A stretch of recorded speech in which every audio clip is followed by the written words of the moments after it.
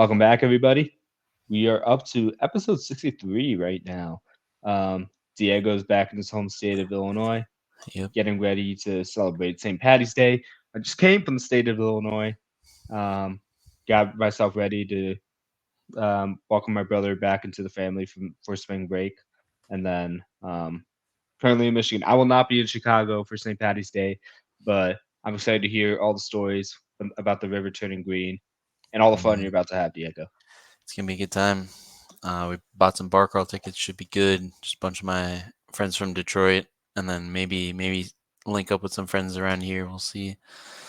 But yeah, should be a good time. I'm excited and excited for the Mavs as well. Currently playing against the Warriors without stuff, so it gives us a chance to actually win, or have it be an easier win. Than I know. I feel it would be like a not a bloodbath, but it would be tough. But yeah, excited. Up to a great start so far, 16-9. Yep. And the Bulls are right up there with the Pacers. They were down by double digits, like 10 points. They're hovering around Wow. there, and they closed the gap to four now. So 62-58 ball game there in Indianapolis. Um, That's good. pretty excited to see if the Bulls can complete the comeback there. Um, this one's going to be more geared towards the playoffs. We're going to Mhm. be talking about a number of different subjects.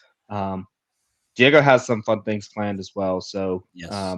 be prepared to talk about Luca for a little bit. But um, we're gonna really start diving deep into like what now that the season has passed, where it's basically like a month until like the playoffs start, which is Yeah, crazy to man. think about. Like, Scary. what are the teams we'd be paying attention to? What are scenarios we could see where um, a team could, from the playing tournament, could make the NBA Finals, a la like a Miami Heat. So it'll be really interesting to see how that could turn out. But let's start with Karl Anthony Towns. Major loss for the Timberwolves. He tore his meniscus. Mhm. I don't think he's out for the season. He might. There's still a chance he could be ready to go by the playoffs. But to me, whenever I see that, I'm like, that's more of like the first opportunity he's gonna Mhm. be available for the team to for him to play. And I never really consider that fully healthy. Like, No, yeah. granted, most people are probably not fully healthy by the time this part of the season rolls around. Yeah. But the meniscus is a serious injury. I think it might take him a week, like once he gets back to like get his bearings, his balance, like his play style under him Mhm. to really ingratiate himself in the group. So the Timberwolves got to really get the first round matchup, in my opinion, out Yeah. of the way in order to count on Karl Anthony Towns being a great secondary option um, that he was in this season, and he might be 80% of that. I would expect that from the Timberwolves. But what says you about this? What like how significant was this loss to the team? Well, I think it's pretty huge. He's such a different he's difference maker on offense. He's a guy that spreads the floor out, makes Rudy Gobert kind of playable with like you can't expose him in the way you could, a la like was 21 Jazz when he got cooked by Terrence Mann in that game. So that definitely helps. Defense, if anything, could be an improvement. I guess he's not like the best defender ever. Not the best big man defender. The thing where he's like, I'm the best big man shooter of all time. But I think like it's definitely a big loss for them, and I do agree. When he comes back, he's not gonna be 100%, especially if he's not like able to play games like every other day, like in the regular season. NBA basketball on the court game time is different. You can't replicate that without actually being in the game. So, and especially going from zero, like warming up, getting back to lifting and whatnot, to being in a full game is completely different. So he's gonna definitely need a bit of a boost to get there. But I think, I think depending on their matchup, they could do well. I mean, not Carl Anthony Towns. Anthony Edwards has been balling recently. That 44-point game, that huge block he had. To Yo, you know he hit his head like Yeah, on the rim and the backboard on it's that, and that great. was just Wild. that was unbelievable. We even got up from that. That was just crazy. Yeah. Like some other guys were just saying, like he's just so pumped with adrenaline making that block after missing the free throw that he just got up like nothing happened. Like I don't know, just watching that made me feel pain because I just imagine just landing from that high. My knees feel something, and it's not good. I'll tell you that. So yeah, it gives me the vibe of like a young Kobe, a young Jordan, some of those guys that could just touch the top of the backboard, some freakish athleticism. That's what he has, and he's a great scorer. But I obviously don't think he can carry this team on his own. I think Karl Anthony Towns needs to be there as the second guy. So it's gonna be a tough first round without him. But Naz Reid, I mean, I'm mad because I saw that notification. I didn't pick up Naz Reid right then and there on my fantasy team. That would have been super clutch. But he's gonna be good for them. He's gonna really show out, and I think he did in one of those first games. So good for him. He had like a 30-point game, like I think like the Yeah. very second game he had, and a bunch of threes hit. Um, he's underrated. I Hmm. just think like when the playoffs come, it's very matchup dependent. So like No, yeah. that play-in team that's gonna come out of the West Hmm. looms large. Like if the Timberwolves are gonna stay at one, I don't think personally they will. I don't think they're at number one right now. No, they're half a No. game behind. Yeah. So like right now they would be facing like the Phoenix Suns. If this like was a standout, and I don't think that's the best matchup for them. I think for them, if they get the Pelicans, Oh. like that would be ideal because maybe they have the defense to offset that, but Hmm. like in the playoffs, when we're talking about like half court offenses, you don't Hmm. want them. You don't want to True. go against like three of the best mid range scorers that could just like pick their matchups. Like one of them's gonna go on Gobert like a possession, like Hmm. KD's turn, D Book's turn, Yeah. Bradley Beal's turn. I could just see that happening, and I was just like, without Cat, that's gonna be dangerous. Because the thing about like Cat and Gobert that makes Hmm. this work is like you have to guard Cat from the 3-point line, Hmm. and like when he drives, like you're not expecting the lob to Gobert from that, No. but No. Cat can make that, and just like Cat making that jet pass is different from like a point guard making it, where you could anticipate the alley oop. And it's those kind of variables that like make the loss so significant to me because like Cat's athletic enough to go downfield. Like he's not a guy that's gonna change the game, like you quoted on a podcast like Hmm. that, but he changed the game for the Timberwolves. So like um if that makes sense. Like he Well, was yeah. never like a top three like big in the league. Hmm. No, He's yeah. playing close to it this season, but like for this team, like the reason why they fared so successful is like the combination of Edwards being him and Carl Anthony Towns being like one of the best Robins in the league. Yeah. And if they keep if he's able to be 80% of himself, I think the Timberwolves still have a contending chance. Right now, I don't put him like as high up as the Thunder, um, the Nuggets, obviously, and then the Clippers, Hmm. like in the No, I conference. agree. Without Cat for sure. But Yeah. like Yeah. even with a Cat, like it's kind of like a wait and see. Um, they have the potential to do it, but it's something that I need to see out of it. No, I agree. I'd agree. I don't think Cat is that kind of like best player on championship team. Uh, and or I don't know. He's been in the league since like 2015. He's got to be in his prime at this point. So I don't know if he'll ever get there. So I think it's good him being the second option. One other thing is, I would just say like the only reason I like Phoenix a little bit is because, like you said, like Phoenix is more of an offensively leaning team and then the Timberwolves are more of like a defensively leaning team, and they kind of aren't the best on offense. So it kind of like those pieces kind of fit together in a sense. Like the best matchup is Phoenix offense versus Timberwolves defense, and then their respective other sides aren't as good. So that could be a better matchup, and especially because the Pelicans have really good defense, have all those switchy wings and whatnot. Jonas Valanciunas inside, so I don't know. But I mean, I I think the Timberwolves have like one of the best defenses in the league too, though. no, Like yeah, I feel yeah, like you could make that same argument. I think what upsets them is offensively, they have so many diverse options that have been producible this year. Where with the hmm, Pelicans, it's heavily reliant on Zion yeah, because like if Zion gets going, that's what makes Brandon Ingram the number one option being so dangerous hmm, because it's like you can't tee off on Brandon Ingram anymore.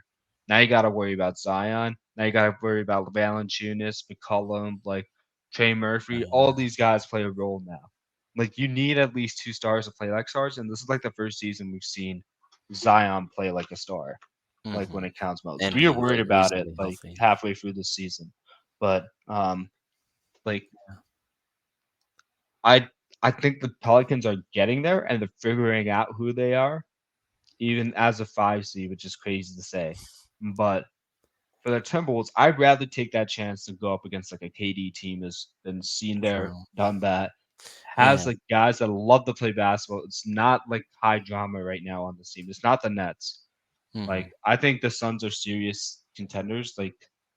Um, like as a first round matchup. And if it's just me, I'm like, I'd rather take the unproven Pelicans at this point. Hmm. You No, know, yeah. I feel that's also kind of like consensus that the Pelicans like haven't won a playoff series. Their biggest game was the in-season tournament game, and they kind of laid an egg there. And not I'm not since saying, AD was on the yeah, Pelicans.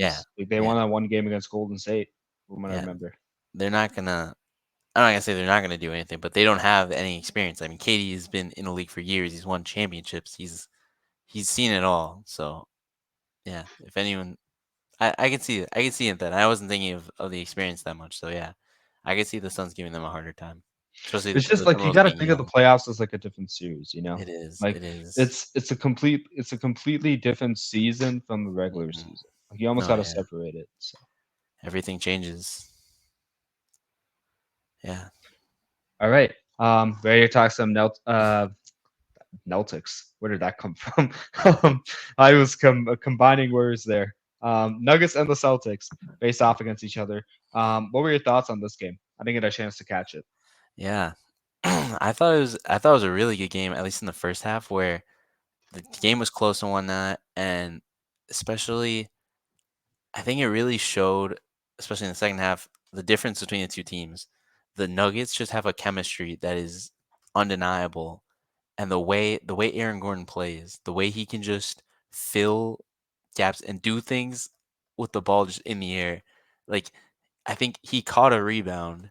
Like say the rim is like right in front of him, the ball's going over here. He catches it here, like under the rim, one hand, just grabs it and like yams it in the all in midair. Like no Was this time a to like. putback?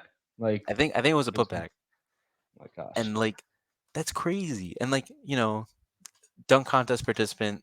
Some say he was robbed and whatnot. He has the athleticism to do that, but the way Jokic can find him with the ball is amazing, and it's really different. It's really Wow. different, like to the Celtics who rely more on isolation. They rely I'm more looking on at like DeAndre Jordan's reaction right now from the bench, and yeah. wow, that's just hilarious. It Man. was crazy. It was wild. Like I just thought I was like, no, no way. Like how does this man do that? He caught one where it was like off the backboard. Like they threw it up to Aaron Gordon. He can't catch it before it hits the backboard. It hits the backboard. His hands are there and they just grab it and he just puts it in.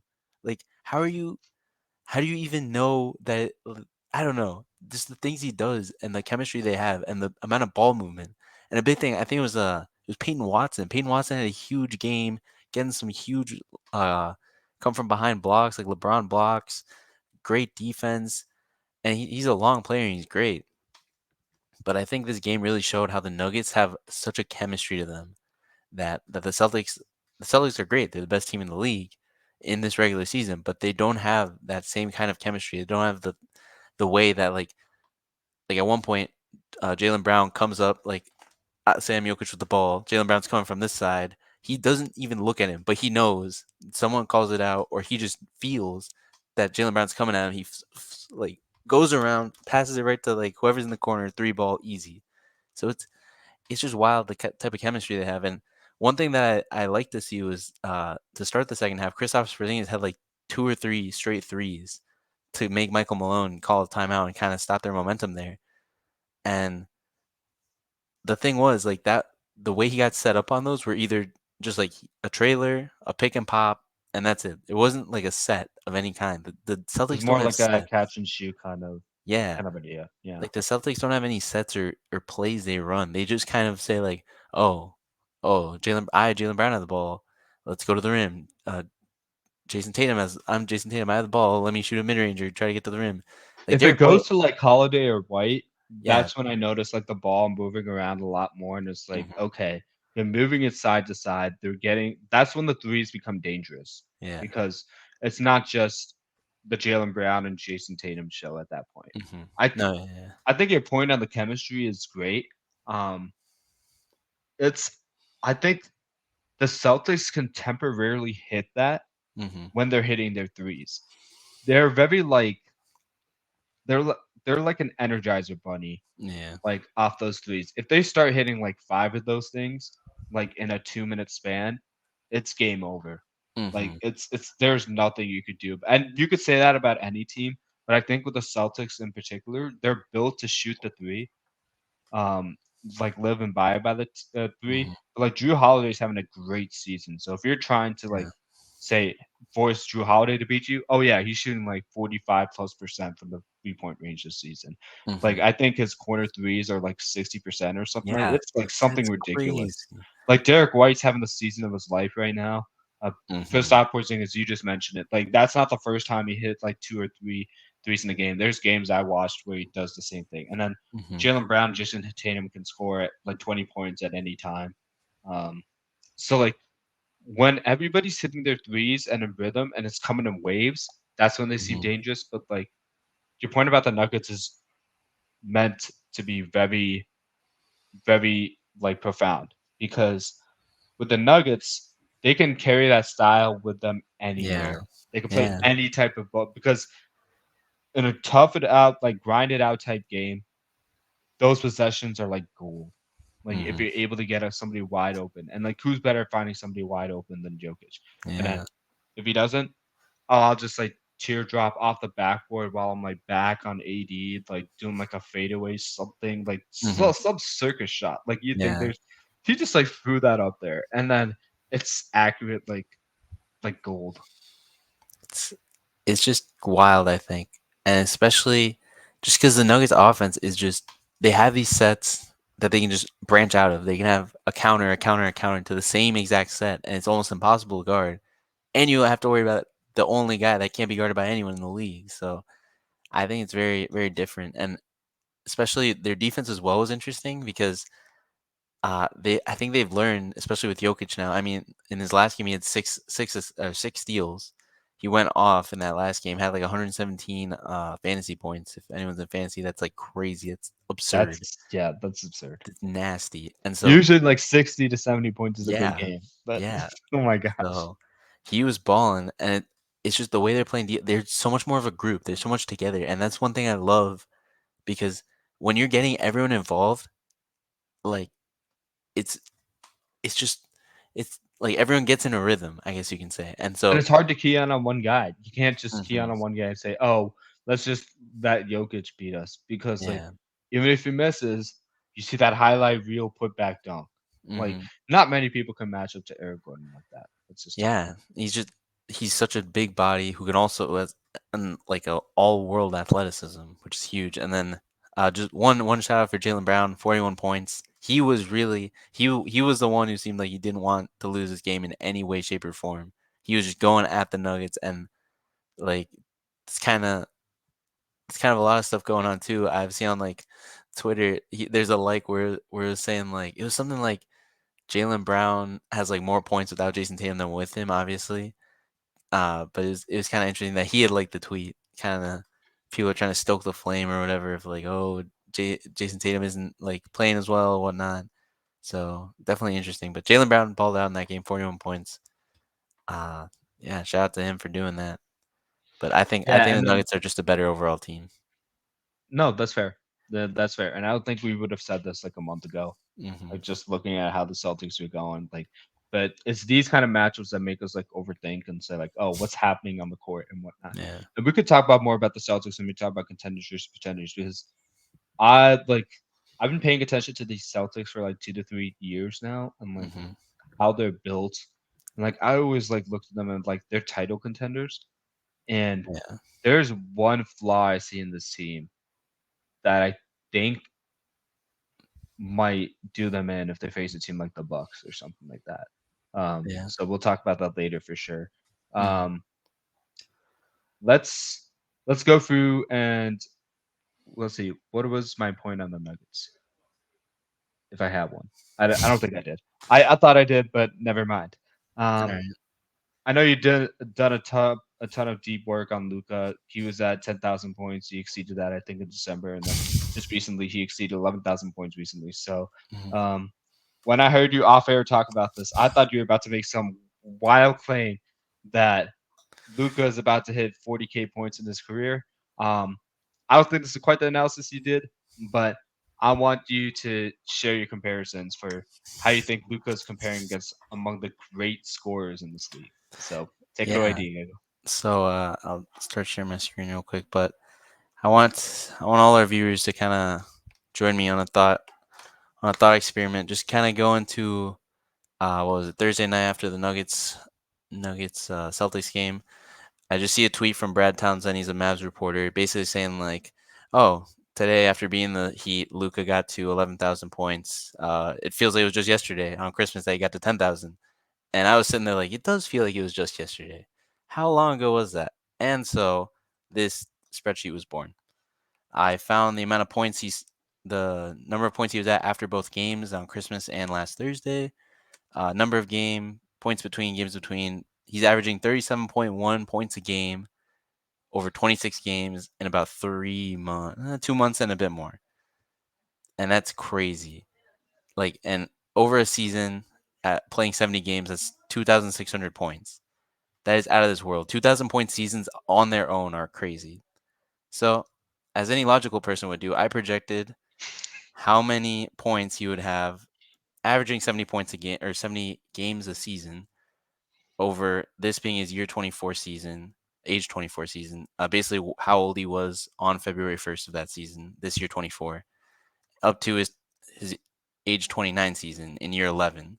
Basically, in his middle of his prime, he would have 24,625 points, 3,000 more than MJ at the same age, 1,500 more than LeBron at the same age, and almost 6,000 more than Kareem at the same age.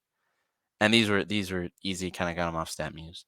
And here's an easy little graphic to show. Let me zoom out a little bit, if possible. No, all right, we can just make it smaller. I don't And think you guys can see it well here, but Luca is the blue dot. The yellow dot above him is LeBron. So to while start, LeBron is has more points earlier, like in his career at 24, you can see that Luca is like bound to catch up with him at 27. And yeah, obviously, like knock on wood, we want Luca to stay healthy for sure. mm-hmm. But like at the pace he's going, like and the way the roster is currently built, there's no reason to No, think yeah, that he can't average 37 points, which is wild to think about. Like on mm-hmm. JJ Redick's podcast, he really explained like that the NBA is easier to score than European Yeah, leagues. So mm-hmm. like I don't think the scoring outputs is going away anytime soon unless they do drastic measures Yeah, from the defensive definitely. end to stop that. But Mm-hmm. um it's still wild to think that Luca could hit 25K points or like close to it. I think Mm-hmm. I think it was like 400 off from that. Yeah, Like it's pretty by close. age 29, Mm-hmm. like in a 5 year span. And Yep. I think Luka could play until like he's 35, 36. Maybe that's because of how impressive LeBron's looking now at his age. But Mm-hmm. like Luka he doesn't have like an athletic dependent game. Yeah.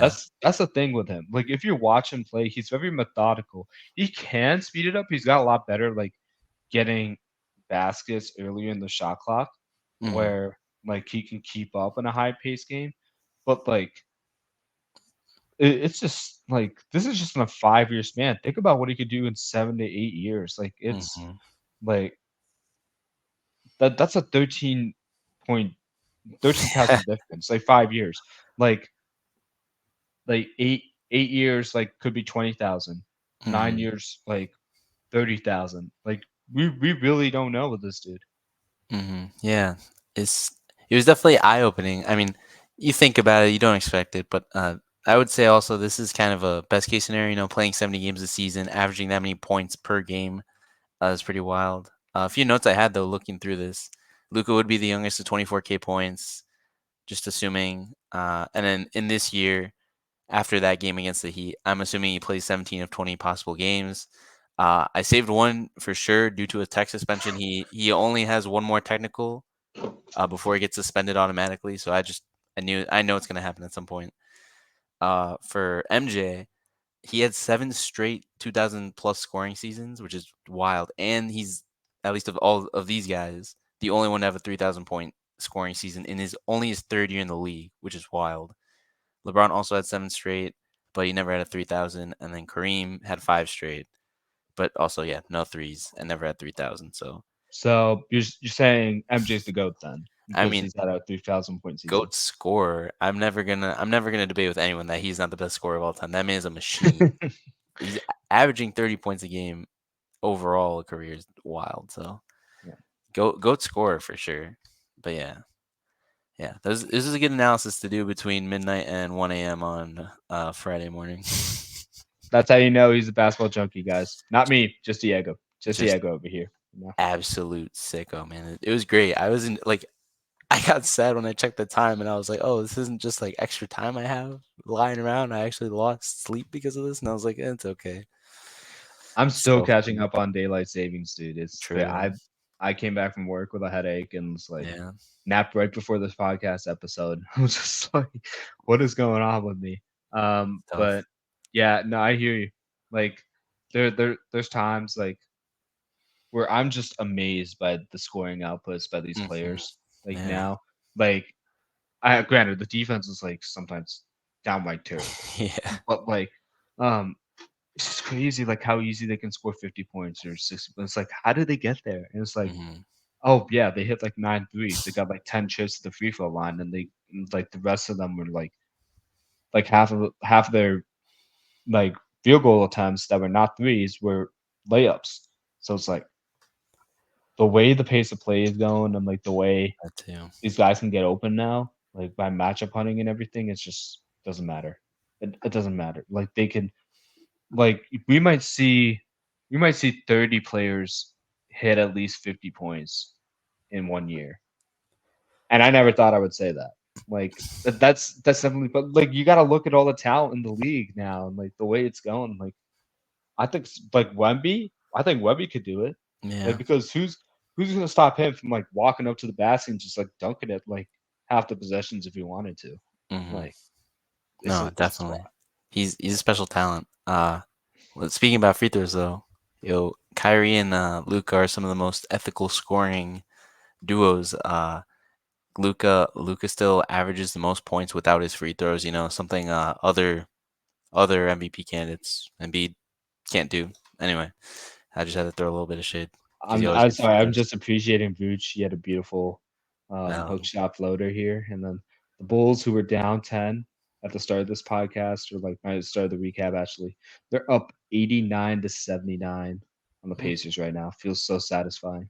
that's I don't good. see Halliburton having 20 assists in this game, so I'm happy as a Bulls fan. Yeah, But how are the Mavs doing so far? we're up by two, hopefully four if Derrick Jones Jr. can make two free throws and he On a Steph first less team? one. Oh my gosh. It's the second quarter, man. I'm just anytime we're not doing well in one half, I'm just like we're the other half team. Or if it's the fourth quarter, I'm just like I don't care anymore and I get sad. I But can't be talking. We got absolutely demolished by the Mavs the other day. Like yo, I didn't watch the game. I just saw the Bleacher Report highlights. I saw man, just Sumu and White struggle, and I was just like, good gosh. it Like, was of course, like Diego's never gonna let me hear it down right now. no, I was too busy in my rec league winning by 30. You know how it is. But yeah. Yeah, no, Diego hit a three at the end to end it, but Going to mercy rule he's not somehow. a great defender, guys. Like Yo, he almost fouled out. Like 4 or 5 in the first half, but then I Like didn't foul I the rest keep of the telling game. him every time he hand checks me when we play one on one, like that's gonna get called every time. He never All right, let's listens to do me, it. and he almost paid the piper for that. So Almost, man. But yeah, Luka balling. That's how I like it. So we'll see how this game goes. But yeah, the future of the Mavs is in good hands.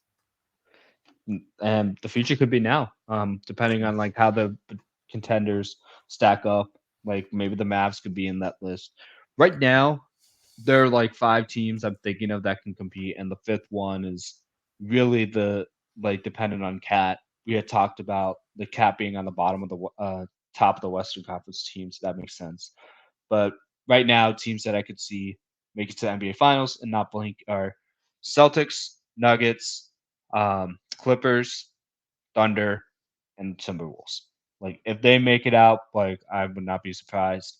Timberwolves maybe more so than the other Western Conference teams, but like a healthy Cat and 80% of that with their defense is very impressive still. Think about guys like Jaden McDaniels, like Nas Reed, like Mike Conley. Mike Conley's on the Timberwolves, right? Yeah, I he believe. is. Yeah. So like the way these guys are playing, and then obviously Gobert, like the way these guys are playing defensively, like that travels as well. Mhm. But did you have any like changes to that? Do you think there's like other teams that could be like title contenders right now? It's tough. I mean, I definitely don't think any of the teams you said wouldn't make it. I'd be slightly. I wouldn't expect per se the Timberwolves or the Thunder just because they're younger teams. Uh, but they're just so good. It just gives me the thought that like we have to see them in the playoffs specifically. And like I know, I mean the Thunder and Timberwolves are like at the top of the West, one of the hardest conference, right? But they're still they don't. Besides Shea, they don't have that much experience, and so that's the only thing that makes me doubt them a little bit. But I would keep them there as contenders. I would only add the Bucks just because they're kind of warming up, even though they still got smacked by the Warriors last week. I feel like they're kind of getting into a rhythm with Doc, so I could see them doing something there. But they're like edge. They're like barely there. Like they could be in their own tier. I feel like. Yeah, yeah. There's a lot of teams. I put the Bucks. The Bucks are a tricky one for me. Um, Yeah. because I mean we've talked about their weakness being their defense, but since the hmm All Star break, they've had one of the they had like the best defense in the league. Yeah. Um, like Lillard had a nice like buzzer beater against the Kings. Like he's always been that clutch guy. There's a reason he's my favorite player hmm in the league ever. Have his shoes. Been a big fan of him for a while now. Like, um, but like him on defense is Yeah. actually not as bad as years past. Like, um, opponents have shot 50.9%, basically 51% against Lillard, which basically means like half the shots are going in hmm pretty much, which Yeah. is really good in an NBA game. hmm Now it's like 44.5. So it's like 6%. It's like a significant difference there. It's pretty good. And Yeah. like, I think the addition of Patrick Beverly was huge for that team. They're a lot better of a defensive minded team now. Um, and the fact that Patrick Beverly, like, I think he said this on a podcast, like him and Lillard would like beef all the time. Yeah. Like just remember from like his Clippers days, like Yeah. from Yeah. the bench when nobody was there and everybody was masked up, like him just chirping at him when Lillard missed like two free throws, like he almost never misses. Yeah. And like now like he's telling Lillard, take those 30-foot shots because we need to figure out how to rebound the ball. It's those kind of intangibles that Patrick Beverly brings that you don't think about. And hmm I think that's gonna be huge for that team. Like they're dogs, and they're one team that could take on the Celtics. The one weakness I see with the Celtics is if they're not hitting their threes hmm and they're trusting the ball in like Jason Tatum and Jalen Brown's hands, I can see teams like go at Jalen Brown and be like, we know you have this tendency when you have the ball in your hands, you want to make a spectacular play. Yeah. And once Jalen Brown takes a dribble or two dribbles, you know he's trying to attack the basket, like using one of the elbows on the paint key. Oh yeah. That happened in And the Nuggets game. yeah, and like the Warriors picked up on this too, like in the finals. Like they they would want to force like Jalen Brown to pick up his dribble and make a decision hmm because they don't think he can make the right decision. There's times where he's been like too aggressive to a fault, hmm and it's cost the team. And I think that's the one weakness I see with that team. But I don't think the talent in the East is significant enough to make the Celtics pay for it unless you're talking about a team like the Bucks. Because they do have Giannis, they do have Lillard, and they have pieces on top of that. Yeah. So they're not as good as the Celtics from like a depth perspective, but they do have the top end talent to keep up. Mm-hmm. And like those little possessions, like they find a way to stop the Celtics from hitting so many threes. Like that's a team I could see take down the Celtics and make it to the finals and make some hmm noise because they got two of like the top 10 players in the league, and Oh yeah. it's hard not to do so well when you have that structure. Yeah. I'd also say you can debate that they against the Celtics they have the best player in the series. I think Giannis is better than Jason Tatum. I think he's better than Jalen Brown. I think he's better than Kristaps. And who like is Jason Tatum really guarding Giannis? Can he stop Giannis? I mean, I don't know. Like he's gonna be lined up across from him. I Yeah, don't know about guarding. Like, and they're that's like true. okay to fit, but like the thing about and the other thing is they're a very emotional team. They feed off Hmm. they're the energizer buddy.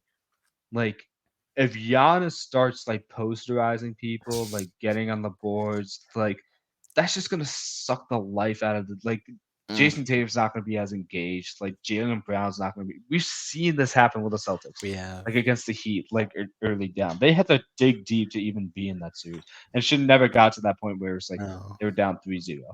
Yeah. And it's like Giannis is that type of player that can have that effect. And I'm leaning more and more and more into the fact that like while I don't have the Bucks as like contenders right now, they're that one team that can be like, "I told you so, Josh. We were right up there with these Celtics, and you never believed in us." And I'll be like, "Yeah, you're right. You're right. I don't know why I did that. I'm sorry." Like, so that's the one weakness on the Celtics that I could see like show up against the Celtics because from the way you described the Nuggets and Celtics series, the way it gone, like the Nuggets like seemingly knew how to win the game like that, and Hmm. like the Celtics were just like clawing to keep up with it. Yeah. Yeah. I just think the Nuggets just don't. It's like when you're playing, if you're playing 2K and you have a way you like to score, let's say on like all-star difficulty, like the medium difficulty. And then you go into the playoffs, you have to play on a Hall of Fame, that the hardest difficulty. And the thing you've always been doing through the regular season doesn't work. And you have no you have nothing behind it, and you're just like, "Oh, what do we do now?" Uh, oh, Jason Tatum, you try to hit a mid-range shot. Oh, that doesn't work. Jalen Brown, go in the paint. Oh no, you got blocked. No, that doesn't work. Kristaps Porzingis, pick and pop. Oh no, he missed it. Oh man, like that's how it feels like that they don't have anything else. They don't have anything. They don't have any sets, and that's what we've been saying that we don't know what it's gonna look like in the playoffs. I mean, obviously, I kind of hope for them because they've just been so close that I'm fine with them winning or at least like getting close to it. It's just tough. They really need to lock in, or yeah. When they passed it to when or I should say when Drew Holiday and Derek White had the ball, Hmm. like their player movement is a lot better. Yeah, it Like is. I like it doesn't seem like they have like set plays a ton because they're just hitting so many threes, Hmm. like from like random spots. But like you need like Drew Holiday and Derek White always do a good job of staying engaged, where there's like loose balls, getting rebounds, finding the open man, whipping out passes. Hmm. Like they do a great job of like the little things, but like you'll need them to step up and really have a stronger voice in the playoffs. It can't be the Jason Tatum, Jalen Brown show because we've seen how it works out when defenders key in and they want that to happen. And Hmm. they have the personnel to like offer like significant resistance. Like it's it's a tough gamut to deal with on the Celtics. And um while I think they're the most likely team to reach the finals, like this is a weakness that could show itself. It's not like Yeah, it's not real. For sure. I think one thing is that it doesn't feel like they have like an emotional leader. Like Marcus Smart was that in the past few years, but now and sort of slightly to their own detriment because he wasn't the best shooter and whatnot. I mean, like he bricked that shot that luckily Derek White was able to get that layup on, that putback layup against the Heat to not. I don't know if it was not to lose or just not to lose another game, like lose a series or lose a game, but uh, it doesn't feel like they have that. Like they don't have a guy on the floor that's the leader that like a Draymond Green type of deal, a guy that's gonna be there, kind of lead the team emotionally, and I think that's something they might need. But yeah, just we're waiting for the playoffs for them. I would say they've looked great in the regular season. They've done that before, but this is they have to prove it. And we've said that so many times. So Yeah, I yeah. mean, jump into the West Hmm. where I was looking at like Thunder. I haven't watched many Thunder games, but the Hmm. one thing that I have noticed is teams are willing to let Josh Giddey shoot the ball, Yeah. and the Thunder have actually been good when he's not on the floor, like really Hmm. really good. They've been like twice as good, like as far as like a points per possession standpoint. Um, so I'm curious to see how much that plays a role. I'm curious to see how Jalen Williams comes back from his ankle injury. Um, Oh, but true. it's and they have Gordon Hayward now. Wow, I didn't Yeah. I didn't realize like that. That's gonna be helpful for like experience. But like Mhm. this is the one team that I can also see lose in like the second round if they run into like a buzzsaw like the Lakers. For whatever reason, the Thunder Mhm. just have matchup problems against the Lakers. Probably Yeah. not for whatever reason. You're talking about The like Chet size. versus like Anthony Davis. Or like Uh-huh. Jalen Williams versus Anthony. And I love Chet and I love Jalen That's Williams. good. But like Yeah. in the playoffs with these matchups, it's just like, oh my goodness. Like, are they gonna have these problems when Yusuf Nurkic just like barreling down the court, like off a pick and roll? Like, I hope not. Mhm. Like, that's the one thing with this. Like, they're so exciting to watch, but it's leads to serious questions. They have a lot of great talent. Sam Presti always does a phenomenal job. Like, I don't think he's Mhm. gonna lose his job like at the No. Thunder. No Like way. losing the vote, like because he's done such great job building the team, building the future, and like continuously like harnessing these first round picks that he can just like throw away in trades like nothing. Yeah. Like it's kind of crazy to be honest. But like at what point is it like, is this the team? Is this the Mhm. team? This might be their best shot for all we know. But like, um, I'd be interested to see like how they choose to handle like Josh Giddey's minutes in the playoffs. And do you not play him at all if you start struggling and like Yeah. teams are like just saying, "Hey, you go ahead and shoot him, man." I'm, that's the one thing. That's the one thing I want to see from this Thunder team. Yeah. I think a big thing with those picks is they can make a trade eventually. I don't know if when it would be right, but when they think it's right to get that next guy, I mean, I would say a bigger guy, a center, to back up or at least play possibly with Chet. It's definitely interesting. I don't know. I wouldn't be surprised if they lose early. They're so young. They don't have any experience, and they're too small. They're too small. Chet's their biggest guy, and that's it. So, I mean, Bismack Biyombo, but Bismack Biyombo is also like 6'8", so that's like nothing. So, Yeah, no, for sure. So like for me, like I know I laid out a lot of contenders out of the mhm, um like out of the West, true. but That's just the like I first really section. stack it as like Nuggets 1A, Clippers 1B, and then like kind of like Thunder then Timberwolves.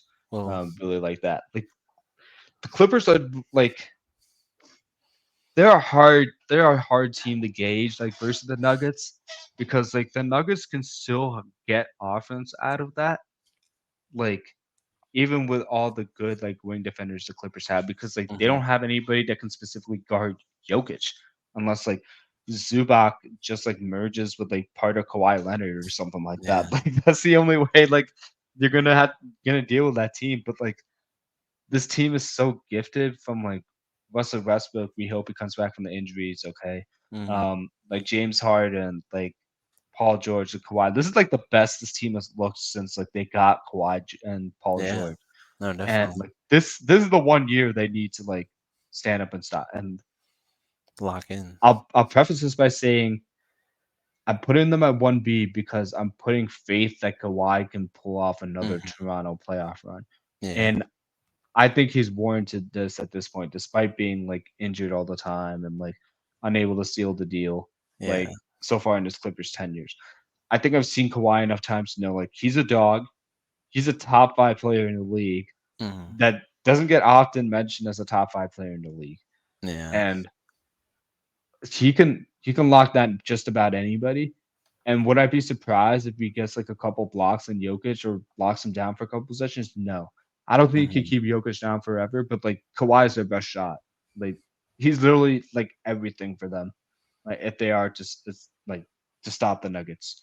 no, Um yeah, I like uh-huh. they're like the second best team from the West, I think, that can make the finals. Yeah, I'd say the only worry for them is that Kawhi just left the game last night and lost in like a 22-point comeback to the Timberwolves, and he left for back spasm and he never came back. So that's scary for them. Uh, like it's just something you've seen every year, and we're all like, "Oh, great, he's healthy this year," and there it could go. So it could go away just like that. So hoping not, obviously. I would love to see the Clippers do something, but it would be tough without Kawhi, so they better hope It he's really okay. sucks that all these injuries are happening now, right? Hmm. Like, because just like right when it gets good, like that's when you're like, oh, I thought you said the Timberwolves and the Clippers were gonna be like the top of the West. It's like, yeah, big context. Like we hope Yeah. these guys are healthy, like going into it, and Hmm. realize that like not everybody not everybody's fully healthy when going No, into the yeah. playoffs. But like that sucks. I did not know he went out with back spasms, and that Hmm. like if the next week if it's not resolved, then that's something to monitor for sure. Yeah. No, definitely. Uh, Alrighty. So now, like the way I've broken this down is like among the pretenders, they're not like really pretend. It's just like not on in the same between. level as these teams right now. So Hmm. like broken it down by like on the brink of contention or like they're missing a piece to really be in that contender spot. And then like we can save like the last topic for later. But for this list, I've had teams like the Bucks. We kind of mentioned Yeah. them already. They're really like the one team that like borders on like brink versus like contenders, in Hmm. my opinion. Yeah. Um, if I'm just like scouring the rest of like the brink Standings. of contention teams, I put the Phoenix Suns in there. I put the Cleveland Cavaliers in there. Hmm. Um, I don't know about the Pelicans yet, but I'd be willing to consider that. But Hmm. that's just about I wanna put the Knicks. Um, I don't I'd think say they're I would say like if they're healthy, possibly. but yeah, but I mean, I'd rather take the Cavs, and I Well, get it. I get that I get that the Cavs lost to the Knicks. I just look at well, the yeah. way like in the playoffs last year.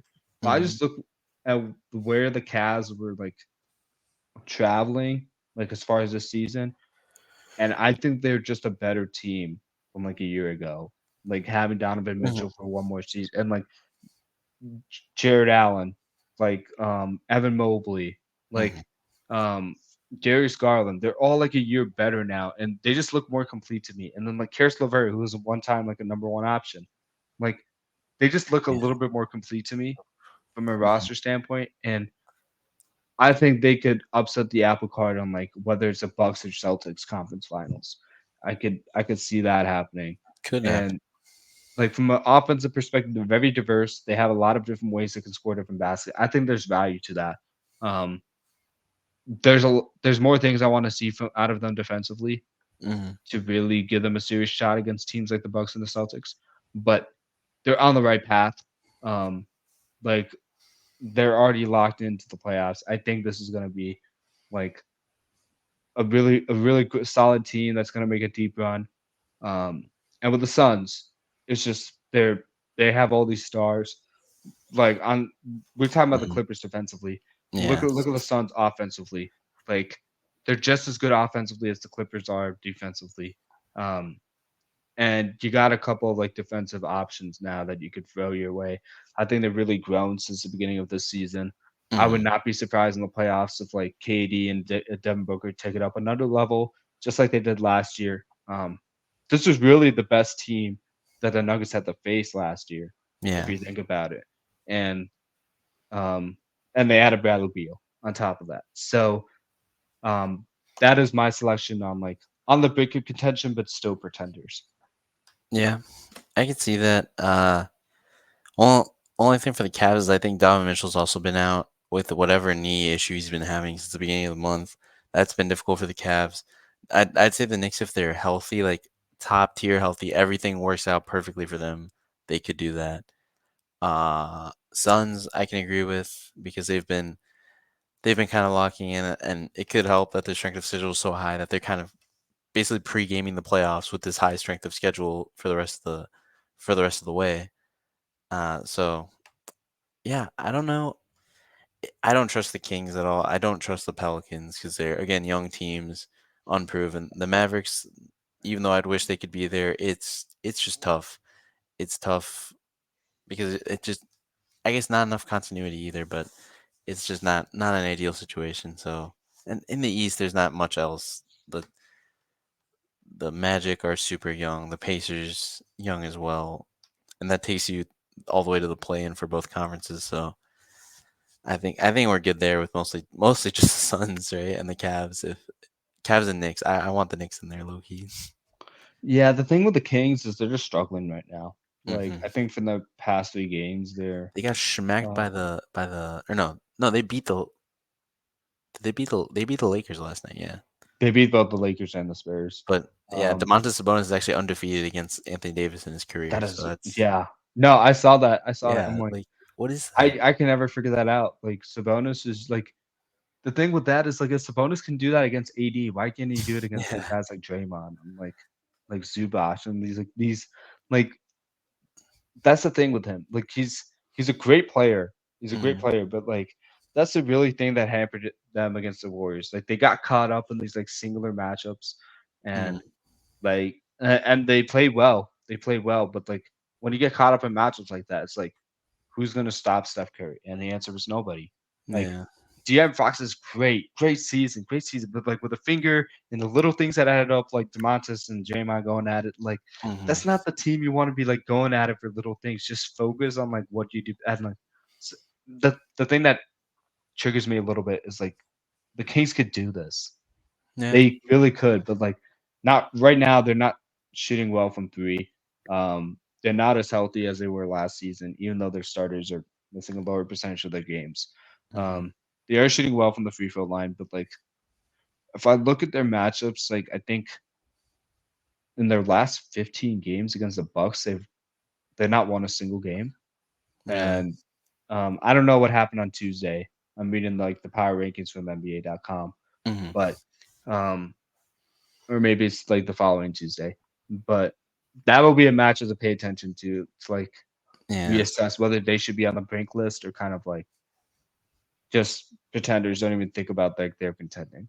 hmm Yeah. And one thing about like calls and getting caught up and stuff, I feel like a lot of players get really caught up in refs not giving them calls and whatnot. And I think it's just an ode to or like a callback a call like you can't you can't control the refs obviously. Like yeah, you think James Harden he kind of was doing a little bit of that, but you can't control what another person does. Like that's one thing that pisses me off, especially about Luka, is where they'll be like, "Oh, that was a foul," and he gets so mad about it. Like, what are you gonna do about it? You can't. You just play the game. That's all you can work on. But we've been And talking about this with Mike Brown, like yeah. with that one Oh Mike God, Brown, like that was live press crazy. conference. But yeah, Yeah. that was wild, dude. Like I did not Mhm. expect him to do like a breakdown like that. Um, quick thing because I know we're running short on time. What is one play-in team that you expect to like make a deep run in the playoffs, potentially reach the finals? Like think about the Miami Heat last season. Is there a team like that out there?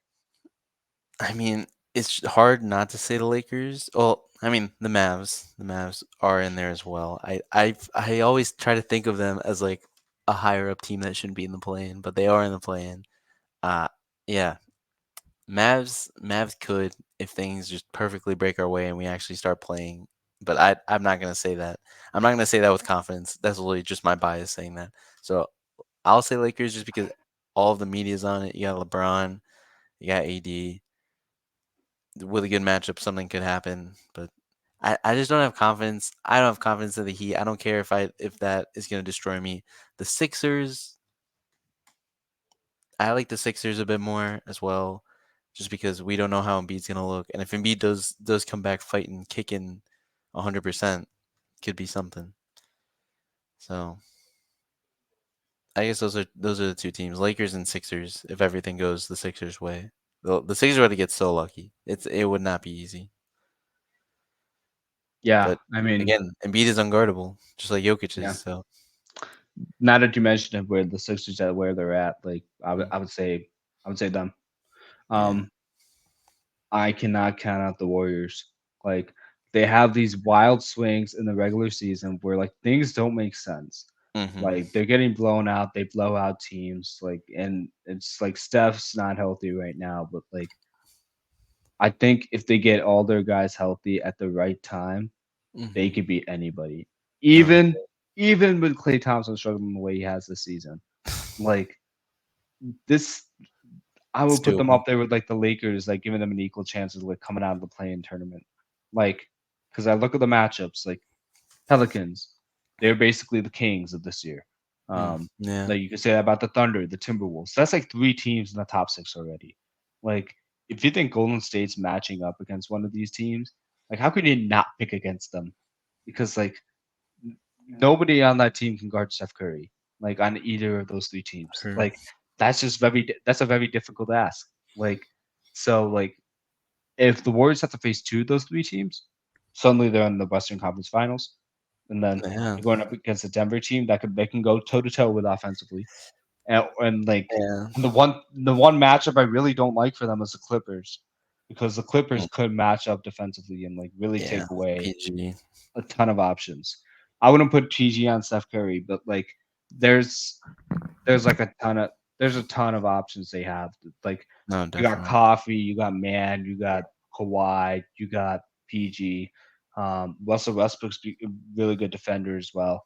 Like they have options on options on options, and that's Mm, really the one matchup where if I'm going to say it's like that's going to be a tough one. But like the rest of them, I'm like offensively they can keep up with anybody, and with the way the league is called now, like true. I would be like it wouldn't shock me if they're in the Western Conference Finals or better this year. That'd be. I would be interested in seeing them play the Nuggets, just because last time they played the Nuggets was in their championship run against the in the championship run in 2022. Jeez, and they I don't know. If, I think I have a feeling they swept them. But they gave them the work, and it could be time for Jokic and them to give them their Yeah, due I mean, to a every time they dynasty that's face this there. season, like the Nuggets have like answered the call, Yeah, and Jokic it buzzer didn't used to beater. be that way. Like it used to Hmm. be like the Warriors would handle their business against the Nuggets. So like Yeah, that it'll be a very interesting evolution to see how that works out. But um, yeah, I'm just watching the Bulls game right now, and they were up by 10, and now they're down by one. It's crunch time in nice. the fourth quarter. This is who they are. Jeez, They are inbounding the ball, so really excited about that. But any nice. mass progress that you like? Mavs up by 6 at half. We were up by 11 at one point. It was 40-29, and now it's 48-42. So not very ideal. It's just a lot of how would I say a lot of 50-50 balls that we either almost have or just barely touch and it's out of bounds. And they're really getting a lot of tips on the steals, which is interesting. Or tips on passes, like we're just could be making bad passes. Or they're just playing great defense. But yeah, we'll see. I think we can win this game. Just gotta kind of lock in. So we'll see. Yeah, don't count out the Warriors. That's all I got to say. It's Thank you guys true. for watching. We really appreciate all your support and help. Follow us at our Instagram at amon.a.mission. Yes, Diego's sir. got it down at this point as well. I'm Um, him. if you're not following us on Instagram because we haven't updated in months, I don't know what to say at this point. I'm not accountable at all. Alan, But if you want to just watch our podcast episodes and find out where we have these, it's on the do it. YouTube at Amon A Mission. Um, 3 words, 2 spaces. Um, be sure to like, comment, subscribe so you never miss a vid. Turn on those post notifications. Comment on like who do you think your list of contenders are? Do you think it should be more than 5 teams? After Yeah. all, there are like 20 teams that are in contention this year. Should be very exciting. So, um, yeah, you guys have a great night. I'm going to either sob in misery or celebrate with joy, depending on this Bulls game. No in Yeah. between there. Valid. All right. See you guys later. Take it easy.